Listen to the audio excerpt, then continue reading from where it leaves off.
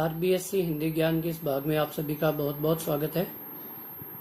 अनिवार्य हिंदी कक्षा 10 के अंतर्गत हम पद्य भाग की व्याख्याओं का अध्ययन कर रहे थे। उसी में आज हम कवि जयशंकर प्रसाद द्वारा रचित प्रभो कविता की व्याख्या का अध्ययन करेंगे। यदि आपने अभी तक हमारे चैनल को लाइक और सब्सक्राइब नहीं किया तो अतिशीघ्र लाइक और सब्सक्राइब करें। देखिए, विमल इंदु की विशाल किरणें प्रकाश तेरा बता रही हैं, अनादि तेरी अनंत माया जगत को लीला दिखा रही है। देखिए, प्रसंग में ये कह सकते हैं कि प्रस्तुत काव्यांश के माध्यम से कवि जयशंकर प्रसाद ने ईश्वर की सर्वव्यापकता को चित्रित करने का प्रयास किया है। देखिए, विमल का अर्थ होता है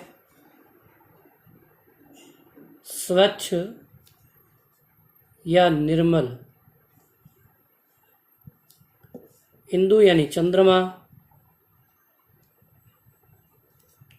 विशाल अर्थात विस्तृत या फैली हुई,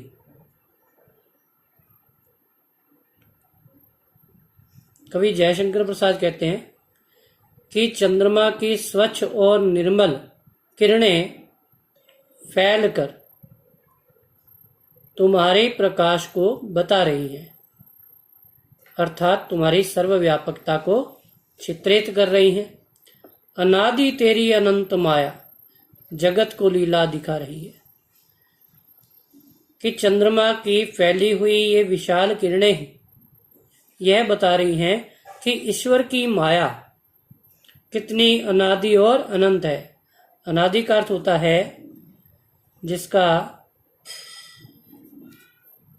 आरंभ ज्ञात ना हो, और अनंत का अर्थ होता है असीम। कि चंद्रमा की फैली हुई वे किरणें यह बता रही हैं कि ईश्वर की माया कितनी अनादि और अनंत है, जगत को लीला दिखा रही है, अर्थात संसार की यही लीला स्थली है। कहने का अभिप्राय यह है कि जब इस संसार को देखते हैं तो उससे ईश्वर की अनादि और अनंत माया का हमें आभास होता है। प्रसार तेरी दया का कितना ये देखना है तो देखें सागर। प्रसार का अर्थ विस्तार या फिर फैलाव। तेरी दया का कितना, कि हे ईश्वर तुम्हारी दया का विस्तार या फैलाव कितना है। यदि यह कोई देखना चाहता है तो वह सागर अर्थात समुद्र के फैलाव को देखे। तेरी प्रशंसा का राग प्यारे तरंग मालाएं गा रही हैं, कि ईश्वर तुम्हारी प्रशंसा के गीत, राग अर्थात गीत, तुम्हारी प्रशंसा के गीत समुद्र में उत्पन्न होने वाली असंख्य लहरें अपनी ध्वनि के माध्यम से प्रस्तुत कर रही हैं। देखिए, विशेष की बात की जाए तो कवि जयशंकर प्रसाद के इस काव्य में खड़ी बोली हिंदी का प्रयोग हुआ है और कवि ने ईश्वरीय सत्ता को अनंत बताया है। तत्सम शब्दों का प्रयोग हुआ है। वह सामासिक शब्दावली काव्य में निहित है। देखिए अगली व्याख्या। तुम्हारा स्मित हो जिसे निरखना वो देख सकता है चंद्रिका को, तुम्हारे हंसने की धुन में नदियां निनाद करती जा रही हैं। देखिए, इसमें भी ईश्वरीय सत्ता को कवि ने अनेक उपमाओं के माध्यम से चित्रित करने का प्रयास किया है अथवा अनेक उपमान दिए हैं। तुम्हारा स्मित, स्मित का अर्थ होता है मधुर मुस्कान। निरखना का अर्थ होता है देखना। कहेश्वर, यदि तुम्हारी कोई मधुर मुस्कान देखना चाहता है तो वो देख सकता है चंद्रिका को। चंद्रिका अर्थात चांदनी को, चंद्रमा की चांदनी को देख सकता है।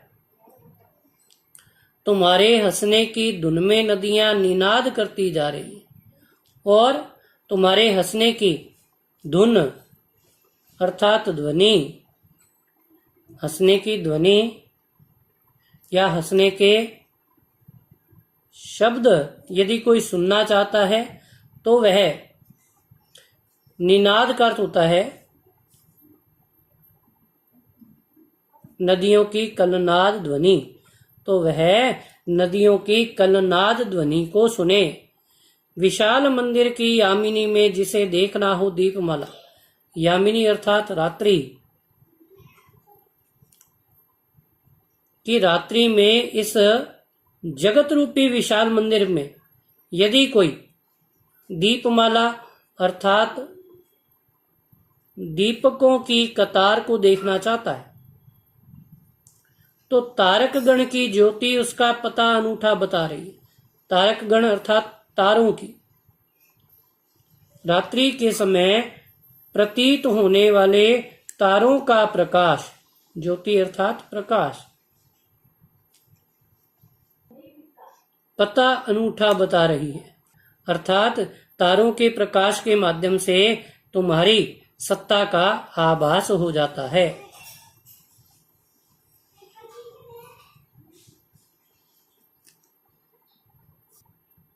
देखिए, विशेष की बात करें तो जिसे देखना हो दीपमाला, इस पंक्ति में अनुप्रास अलंकार है। वह कवि ने ईश्वर की मधुर मुस्कान को चंद्रिका के माध्यम से, चंद्रमा की चांदनी के माध्यम से उपमित किया है, अतः उपमा अलंकार का प्रयोग हुआ है। और ये कह सकते हैं कि इसमें कवि की कल्पना शक्ति चित्रित हुई है।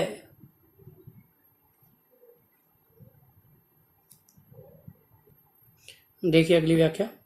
प्रभो प्रेममय प्रकाश तुम हो, प्रकृति पद्मिनी के अंशुमाली, असीम उपवन के तुम हो माली, धरा बराबर बता रही है।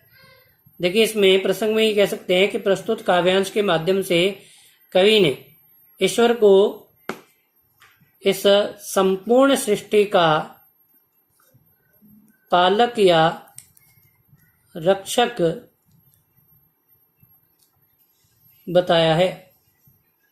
प्रभु, हे प्रभु, प्रेम में प्रकाश तुम हो, प्रकृति पद्मिनी के अंशुमाली, कि इस प्रकृति रूपी पद्मिनी, पद्मिनी अर्थात कमलिनी, कि प्रकृति रूपी कमलिनी के विकसित होने के लिए आप किसी अंशुमाली अर्थात सूर्य के समान हो।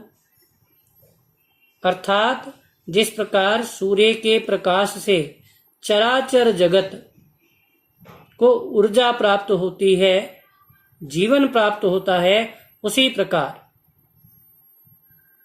आपका प्रेममय प्रकाश इस संपूर्ण सृष्टि में फैल रहा है। असीम उपवन के तुम हो माली, धरा बराबर बता रही है कि इस जगत रूपी उपवन के, इस संसार रूपी उपवन के तुम किसी माली के समान हो। अर्थात जिस प्रकार माली किसी बाग की साज सज्जा अथवा उसके पालन का कार्य करता है, उसी प्रकार इस संपूर्ण धरातल के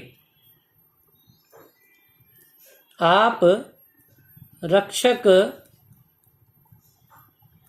और पालक हैं। जो तेरी होवे दया दया निधि, केहेश्वर दया के सागर, दया निधि, हे दया के सागर, यदि आपकी दया हो जाए तो पूर्ण होता ही है मनोरथ। मनोरथ अर्थात इच्छाएं अथवा कामनाएं, कि यदि आपकी दया हो जाए तो हमारी सभी इच्छाएं और कामनाएं पूर्ण हो जाएं। सभी ये कहते पुकार करके यही तो आशा दिला रही है कि इस संपूर्ण जगत के लोग यह पुकार पुकार कर कहते हैं कि ईश्वर की कृपा द्वारा ही सभी इच्छाएं पूर्ण होती हैं। यही तो आशा दिला रही है, अर्थात उन सभी लोगों के कथन के माध्यम से मुझे भी यह आशा है कि ईश्वर मेरी भी कामनाओं को पूर्ण करेगा और मुझे भी मोक्ष प्रदान करेगा। देखिए, विशेष में प्रकृति पद्मिनी के अंशुमाली, प्रकृति रूपी पद्मिनी के अंशुमाली, तो यहां पर आपका रूपक अलंकार है। इसके अलावा असीम उपवन के तुम हो माली, इस जगत रूपी उपवन, यहां पर भी इन दोनों पंक्तियों में आपके रूपक अलंकार का प्रयोग हुआ है। इसके साथ साथ जो तेरी होवे दया दयानिधि, दया दयानिधि में आपके अनुप्रास अलंकार का प्रयोग हुआ है। और ईश्वर की कृपा द्वारा ही सभी की इच्छाओं और कामनाओं को पूर्ण करना बतलाया गया है। आशा करता हूं कि आपको ये व्याख्याएं भली बात ही समझ में आई होंगी, और आप जब वीडियो देखें तो अधिकाधिक लाइक किया करें। धन्यवाद।